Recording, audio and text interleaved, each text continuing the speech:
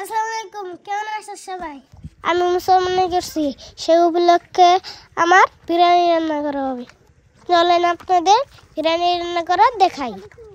হলো গরুর মাংস, এগুলো হলো ছোট ছোট করে পিস করা হয়েছে। ব্লেন্ডার দিয়ে মশলা কুচি করা হচ্ছে।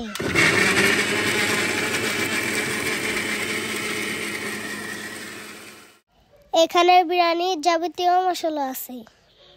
মাটিতে চুলা কেটে কড়াই বসানো হয়েছে। কড়াইতে দাদা তেল দিচ্ছে।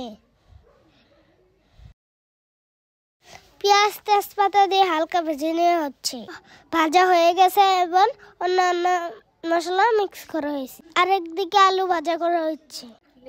মাংস দেওয়ার পর দাদা হালকা নেড়ে দিচ্ছে। দুই দাদা মনোযোগ দিয়ে রান্না করতেছে।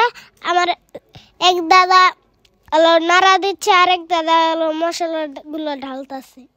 মাংসগুলো প্রায় সিদ্ধ হয়ে গেছে, সুন্দর একটা কালার চলে আসছে। এখন বিরিয়ানি চাল দিয়ে দেওয়া হয়েছে।